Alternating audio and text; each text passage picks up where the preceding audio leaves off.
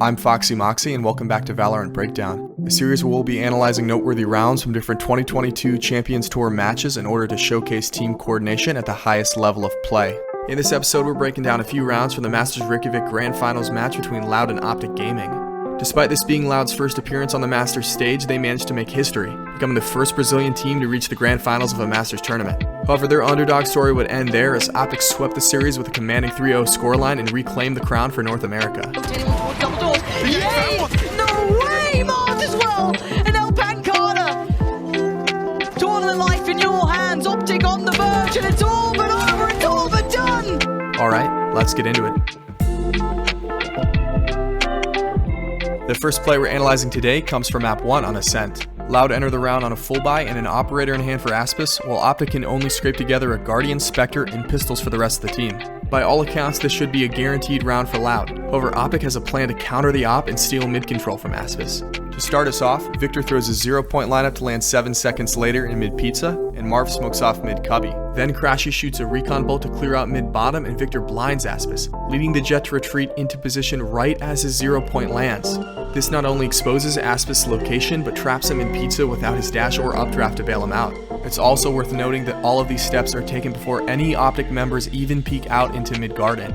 Now with the op immobilized and Aspis cornered, OpTic can safely proceed up mid. The attackers deploy shock darts and a KO grenade to bring Aspis down to 3 HP and force him to concede mid control. OpTic do lose 2 members in the process of their mid play, but it more than pays off in the space and info it takes from their opponents. It allows OpTic to easily claim 2 picks of their own on Sassy and Pancada, and the earlier damage on Aspis helps FNS later finish him off with a Nano Swarm to secure the round. Coming back in completely dry, like nothing to work off. There's no dash, there's no cloud one burst. pick on Ye, and that was it. And it's just like, oh, okay, so we're gonna fall to pieces. And now they've broken the money enough that OpTic are gonna be on very little this round. So you got to imagine it's 8. So again, that scoreboard just closing in and closing in. And Aspas closing down. Ye tries to get aggressive, keeps his life, 3 HP, gets out of there. Just wants to play his life at this point. Give him a second to breathe. Bro, OpTic's ultimate cycle off kilter hit. Conceding that buy round now. Sassy slips away, Aspas still posted up with the operator, so not really feeling any pressure just yet. Other than that. Other than that, well, OpTic, you're not meant to be doing this right now. And 3 HP on Aspas, this is really concerning now. It is, but it's still an operator. And we know what the lore is. Doesn't matter the HP, you can still do as much damage as possible, but it is a 2v2. Problem is, Tommy could find the kill. Tommy really could. Tommy becomes the 3rd man of the team.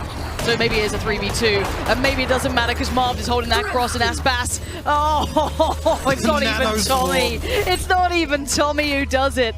OpTic 0 right in that round. Traveling to map 2 on Bind, let's watch how OpTic turn around a stalemate on A site into a surprise attack. They start their push with 3 players positioned along A short and 2 outside of showers.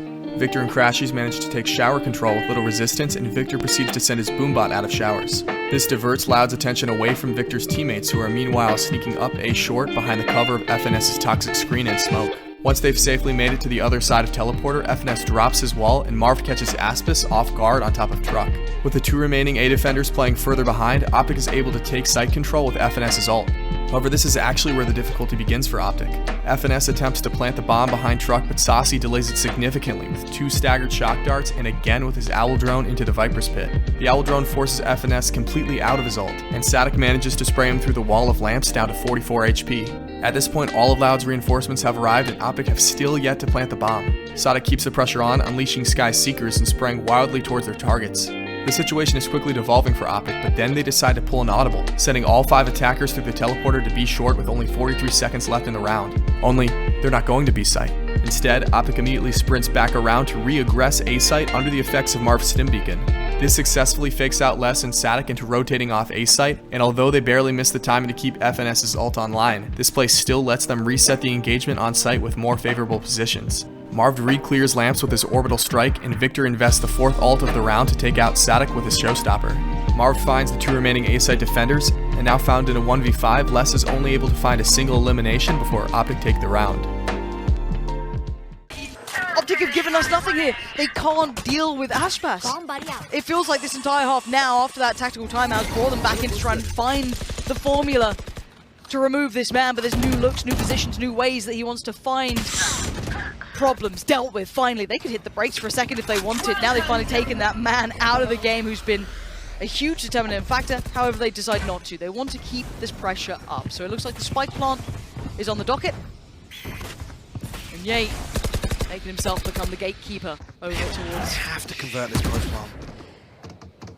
Get the spike plant first. Yeah, it's taking forever here. They're so cautious. Hesitant almost. Just trying to work out that utility, potentially try and draw whatever they can out of it. Spammed again through. It's not pretty for him. You can see the amount of pressure they're having to work against. His Seekers come in, and now the re-engage from Loud. They could try and turn the tempo a little bit. Spray! It doesn't quite find as much as they'd want, and the team gets taken. They've had enough of that. No way do they make it back. Can they make it back before the Viper's bit drops? Surely not. Oh, the stim will help. Oh, did they make it back in time?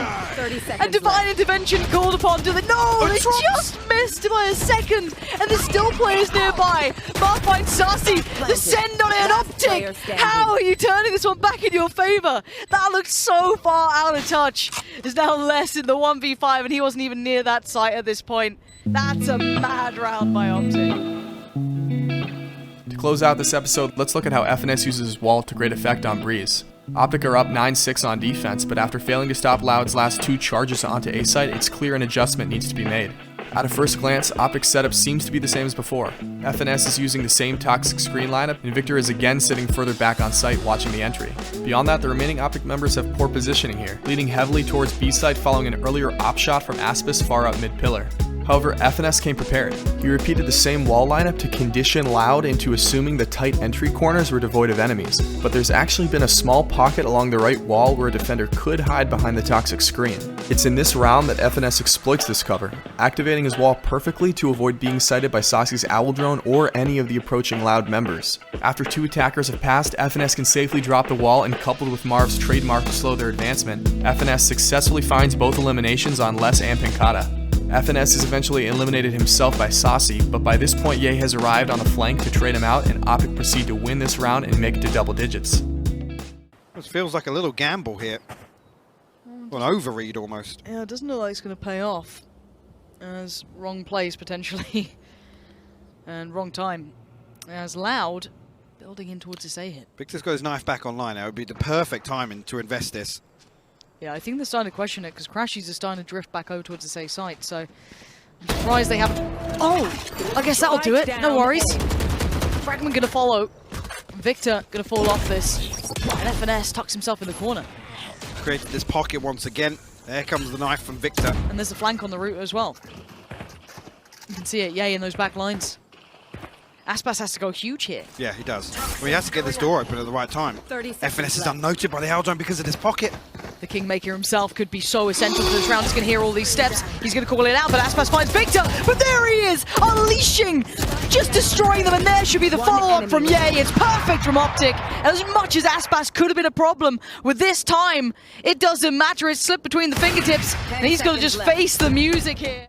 Alright, that's it for this episode. Hopefully these plays inspire you to incorporate some of these pushes, holds, and retakes into your own competitive 5-stacks. Let me know in the comments what matches I missed that you think deserve their own breakdown.